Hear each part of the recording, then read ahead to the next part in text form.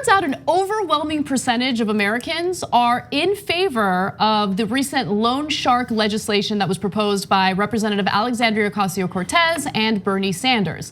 Now, for those of you who can recall, that legislation would cap interest rates on loans at 15%. And it would essentially do away with some of these loan shark payday lenders that a lot of Americans have unfortunately fallen victim to. And it would return to a postal banking service that would essentially serve as a substitute to these payday lenders.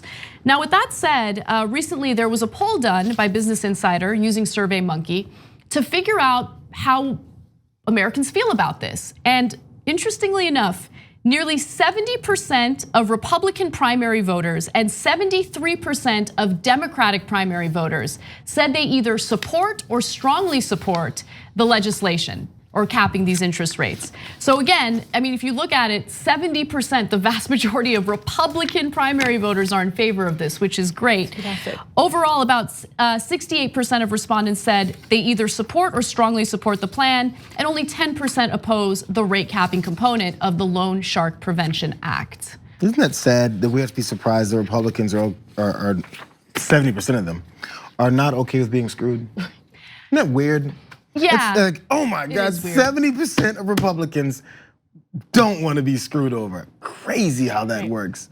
When in reality, 100% probably don't want to be screwed over, but the other 30% are just don't have any idea what's going on. Yeah, that's right. Yeah. Just one of those situations that doesn't affect marginalized communities worse than them. It's like, well, it does, but this is a situation where it's easy to see, their own pain in this and why they don't want to pay these high interest rates instead of like, that's easier, like more important to them than punishing someone who isn't of them. If that makes sense. No, it does make sense. Yeah. It does make sense because, and I'm going to interview Professor Richard Wolff later, and he makes this point all the time in one of his podcast, Economic Update.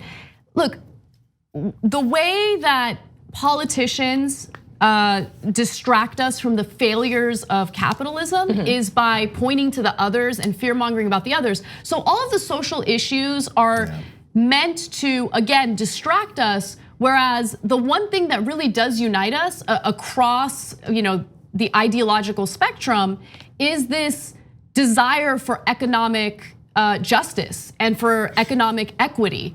And so I think that it would be a much smarter political strategy for Democrats to focus on the economic inequity and finding solutions to it. But oftentimes, most of them, and obviously AOC and Bernie Sanders don't fall under this category, but most of them in the Democratic Party have fallen prey to the same corruption that Republicans have. So they don't want to deal with it. They don't want to find solutions because their donors don't want them to find solutions. And they have to talk a little too much with a little bit too much normal expertise to tell people, these 70% of Republicans that would agree with you, hey, guess what? You agree with me. They're afraid to do it because they're stuck in this, this lie that Republicans are great with money and the economy, and then they don't spend all your money and take it from you. It's exactly what they do. Just say it. So Frank Luntz, who we spoke about earlier this week, is a GOP operative, and he had an interesting thing to say about AOC during a recent interview with Laura Ingraham. So let's hear what he has to say. And the key is authenticity. You want to say what you mean what you say. You want to be able to look straight at the camera and be yourself. And at least half of them are trying to be something. And that's why AOC does connect. She is herself, and you can disagree with her policies or ideas, but she seems very genuine. And she smiles all the time. And she looks like she's having fun. Exactly. No one's having a better time at politics than Donald Trump and AOC. They should run against each other, even though legally she can't. That's just something to consider, okay? Just something to consider. That's their approach. The TYT Plus app is now available on iOS and Android. Download to get more TYT content at tyt.com/app.